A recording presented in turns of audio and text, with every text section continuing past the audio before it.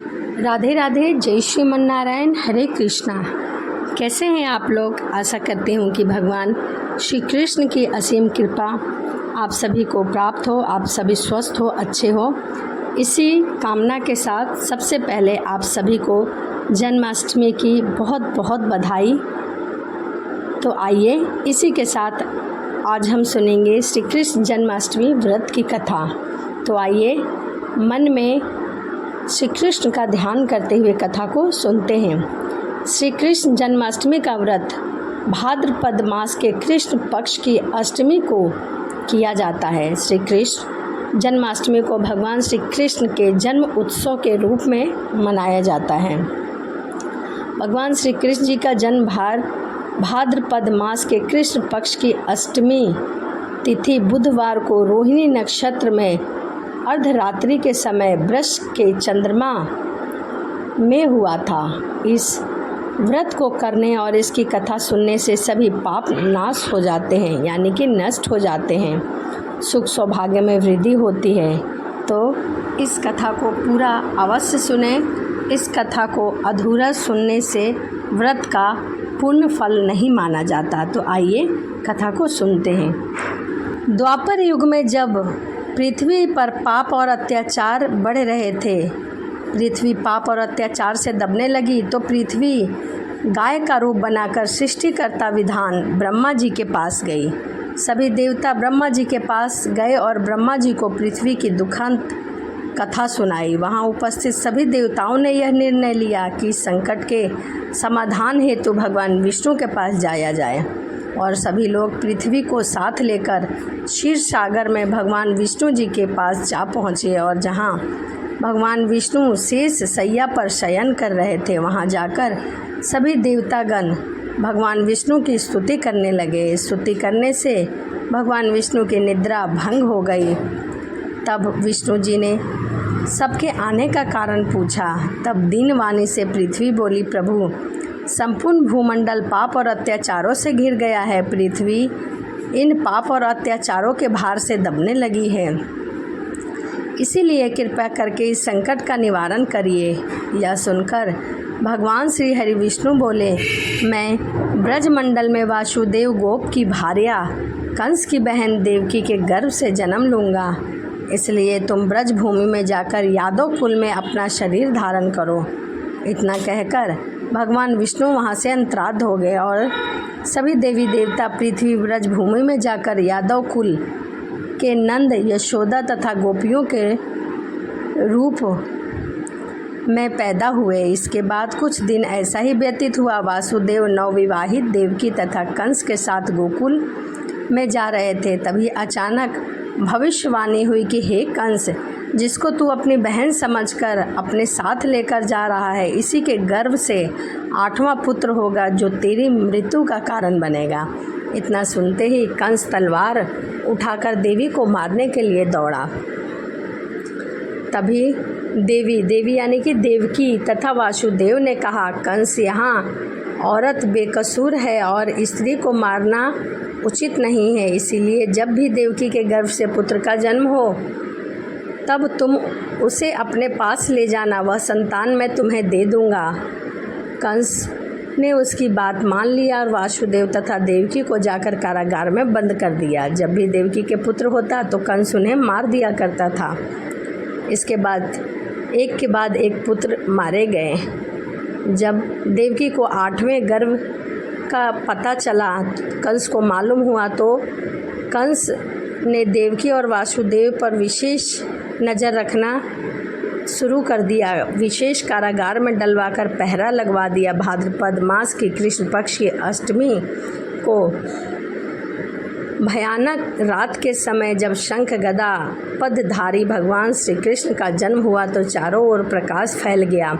लीलाधारी भगवान की यह लीला देखकर वासुदेव और देवकी उनके सामने हाथ जोड़कर खड़े हो गए।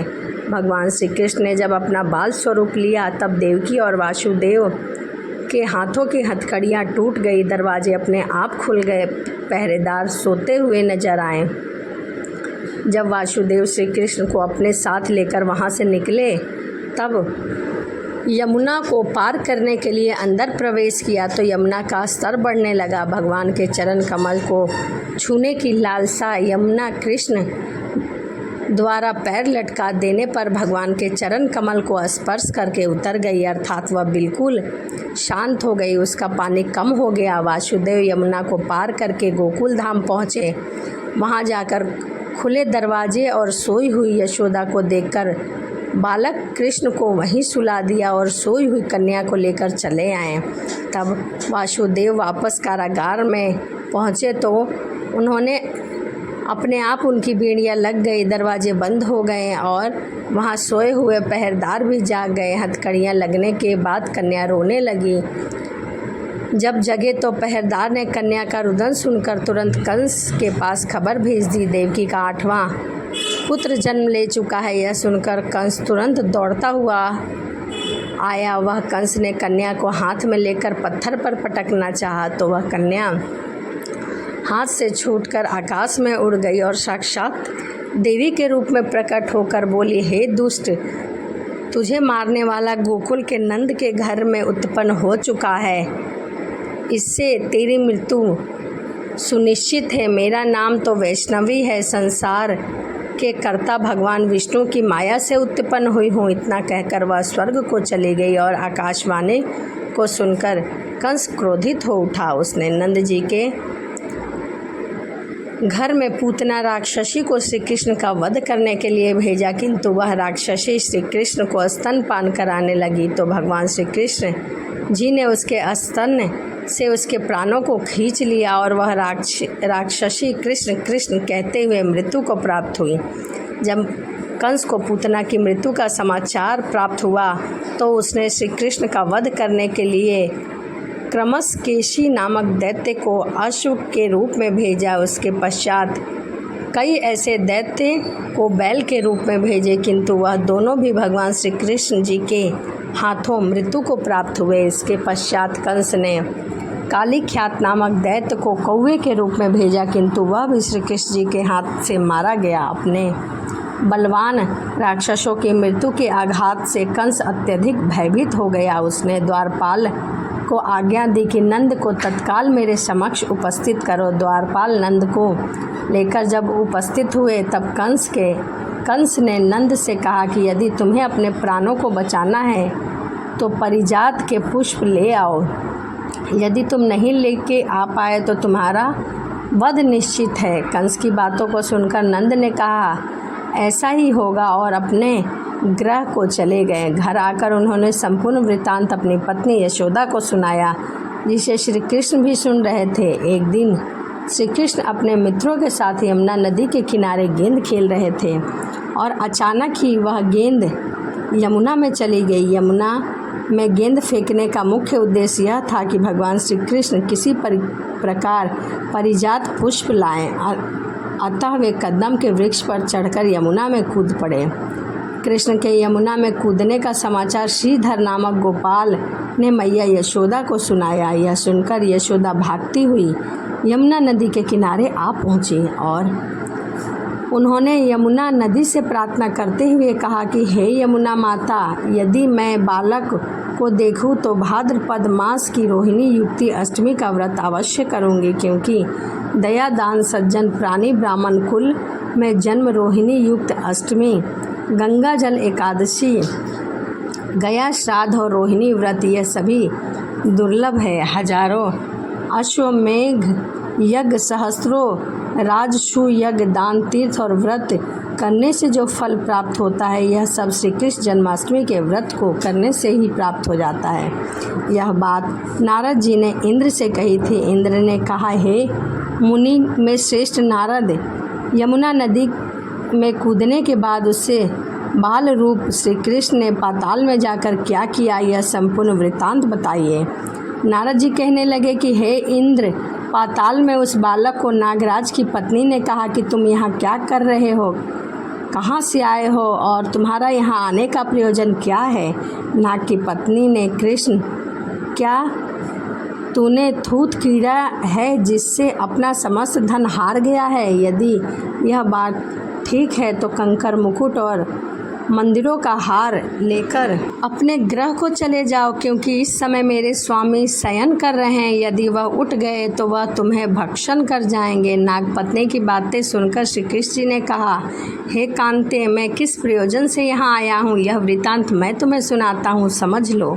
मैं कालिया नाग के मस्तक को कंस के साथ जुए में हार चुका हूँ और वहीं लेने आया हूँ। बालक कृष्ण की इस बात को सुनकर नाग पत्नी अत्यंत क्रोधित हो गई और अपने सोए हुए पति को उठाते हुए कहा, हे स्वामी, आपके घर यह शत्रु आया है, अतः आप इसका हनन कीजिए।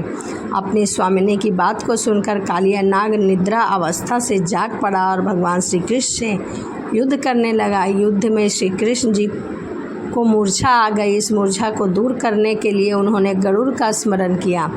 स्मरण होते ही गरुड़ जी वहां आ गए और भगवान श्री कृष्ण जी अब गरुड़ पर चढ़कर कालिया नाग से युद्ध करने लगे और उन्होंने कालिया नाग को युद्ध में पराजित कर दिया। अब कालिया नाग ने भली भांति जान लिया कि मैं जिससे युद्ध कर रहा हूँ यह और कोई नहीं, स्वयं भगवान विष्णु के अवतार श्री कृष्ण जी है। अतः कालिया नाग ने भगवान श्री कृष्ण के चरणों को साष्टांग प्रणाम किया और परिजात से उत्पन्न हुए पुष्पों को मुकुट में रखकर श्री कृष्ण जी को भेंट किया।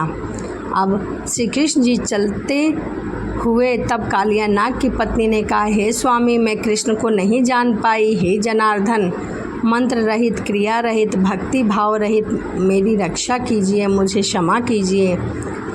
हे प्रभु, मेरे स्वामी को मुझे वापस दे दीजिए। तब श्री कृष्ण जी ने कहा, मैं सर्पनी दैत्यों में जो सबसे बलवान है उस कंस के सामने मैं तेरे पति को ले जाकर छोड़ दूंगा, अन्यथा तुम अपने ग्रह को चली जाओ। अब श्री कृष्ण जी कालिया नाग के फन पर नृत्य करते हुए यमुना के ऊपर आ गए। इसके बाद कालिया नाग की फुफकार से तीनों लोग कंपायमान हो गया। अब श्री कृष्ण कंस की मथुरा नगरी की ओर चल दिए। महाकमल पुष्प को देखकर यमुना के मध्य जलाशय में कालिया सर्प भी चला। इधर कंस भी विस्मित हो गए तथा श्री कृष्ण प्रसन्नचित होकर गोकुल वापस लौट आए। उन्होंने गोकुल आने पर उनकी माता यशोदा के विभिन्न प्रकार के उत्सव किए। अब इंद्र ने नारद जी से पूछा कि हे नारद जी, संसार के प्राणी बालक श्री कृष्ण के आने पर अत्यधिक आनंदित हुए। आखिर श्री कृष्ण जी ने क्या क्या चरित्र किया है वह सभी आप मुझे कृपा करके बताइए। नारद जी ने इंद्र से कहा, मन को हारने वाला मथुरा नगर यमुना नदी के दक्षिणी भाग में स्थित है। वहाँ महाकाश का महाबलशाई चारूर रहता है। वह चारूर से श्री कृष्ण के मल्ल युद्ध की घोषणा की। हे इंद्र, कृष्ण और चारूर का मल्ल युद्ध अत्यंत आश्चर्यचकित था। चारूर की अपेक्षा कृष्ण बालक रूप में थे। शंख मृदंग के शब्दों के साथ कंस और केसी के इस युद्ध को मथुरा की जनसभा के मध्य में देखा गया। श्री कृष्ण जी ने अपने पैरों को चारूर के गले में फंसाकर उसका वध किया। उसके बाद उसकी मृत्यु हो गई।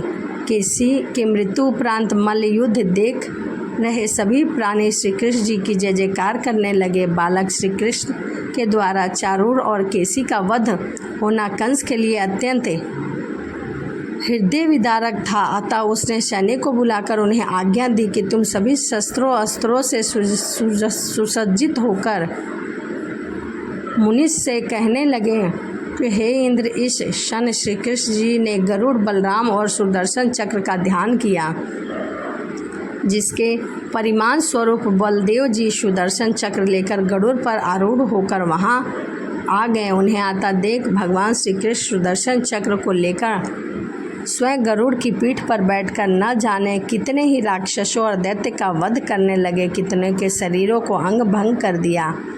इस युद्ध में श्री कृष्ण और बलदेव के असंख्य दैत्यों का वध किया।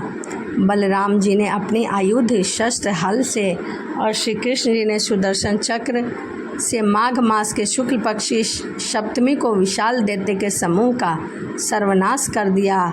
जब अंत में केवल दुराचारी कंस ही बचा तो श्री कृष्ण ने कहा, हे दुष्ट अधर्मी दुराचारी, इस महायुद्ध स्थल पर तुझसे युद्ध करके तब तेरा वध इस संसार को तुझसे मुक्ति कराऊंगा। यह कहते हुए श्री कृष्ण जी ने उसके केस को पकड़ लिया और कंस को घुमा घुमा कर पृथ्वी पर पटकने लगे। कंस के मरने पर देवताओं ने शंख नाद किया, पुष्प वर्षा की। वहाँ उपस्थित समुदाय श्री कृष्ण की जय हो, श्री कृष्ण की जय जयकार करने लगे। श्री कृष्ण कंस की मृत्यु पर नंद बाबा, देवकी माता, वासुदेव, यशोदा माता, इन सभी प्राणियों ने हर्ष पर्व मनाया। इस प्रकार से श्री कृष्ण जन्माष्टमी की इस पावन कथा का यही समापन हुआ। बोलिए श्री कृष्ण भगवान की जय। तो यह श्री कृष्ण जन्माष्टमी व्रत की कथा थी। वीडियो आपको कैसी लगी कमेंट ज़रूर करिएगा। तो चलिए इसी के साथ वीडियो को यहीं समाप्त करते हैं और मिलते हैं अगली वीडियो में। राधे राधे, जय श्रीमन नारायण, हरे कृष्णा।